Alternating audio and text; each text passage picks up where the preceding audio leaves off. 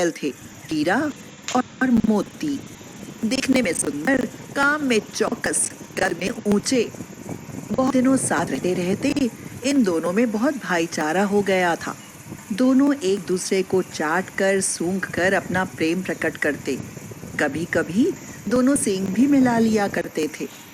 दिन भर के बाद दोपहर या संध्या को नाद में खली भूसा पड़ जाने के बाद दोनों साथ उठते, साथ नाद में मुंह डालते और साथ ही मुंह हटा लेते थे।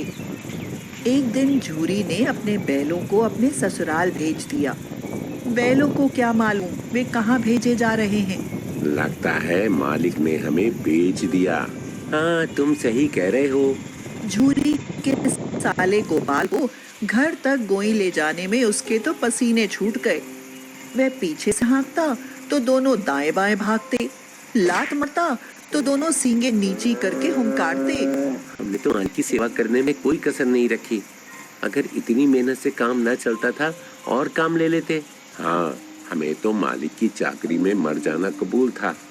हमने कभी दाने चारे की शिकायत नहीं की। उसने जो कुछ खिलाया वो सिर झुकाकर खा लिया। फिर भी उसने हमें इस जालिम के हाथ क्यों बेच दिया। संध्या समय दोनों बैल अपने नए स्थान पर पहुंचे। गोपाल ने दोनों को बांध दिया। दिन भर के भूखे थे, लेकिन जब नांद में गाए गए तो एक ने भी उसमें मुंह नहीं डाला। मालिक का घर हमने अपना घर समझ रखा था, वो आज हमसे छूट गया। ये नया घर, नया गांव, नए आदमी, सब बेगानी से लगते हैं। दोनों बैलों ने आपस में सलाह की कि जब रात के अंधेरे में पूरा गांव सोता पड़ा होगा तो हम दोनों रस्सी तोड़कर यहाँ से भाग जाएंगे। दोनों बैलों ने वैसा ही किया।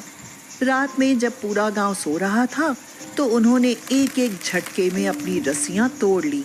झूरी प्रातःकाल सोकर उठा तो देखा कि दोनों बैल चरनी पर खड़े हैं। दोनों की गर्दनों में आधी टूटी हुई रस्सी लटक रही थी।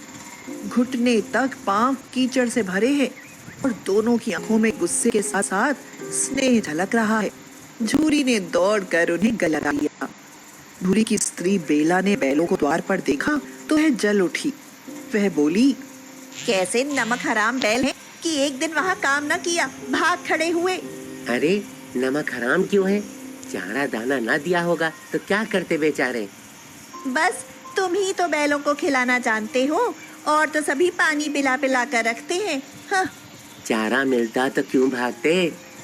भागे इसलिए कि वे लोग तुम जैसे बुद्धुओं की तरह बैल को सहलाते नहीं, खिलाते हैं तो रगड़कर जोतते भी हैं।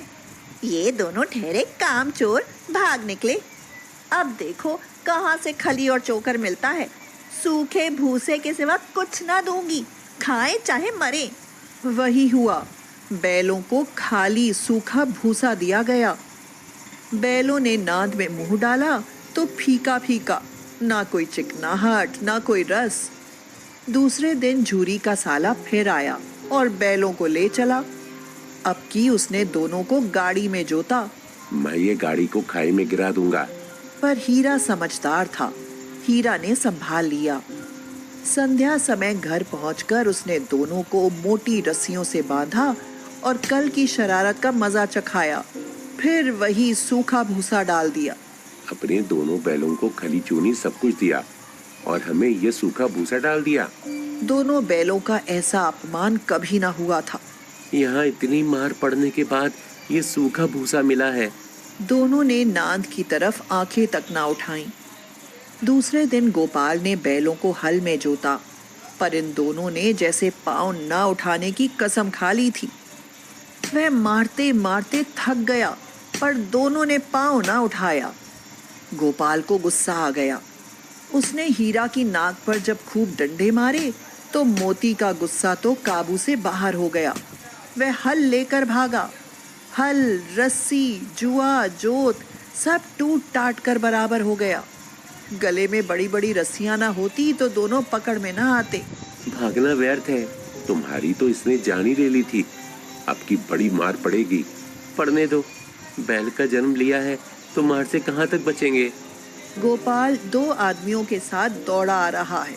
दोनों के हाथों में लाठियां हैं।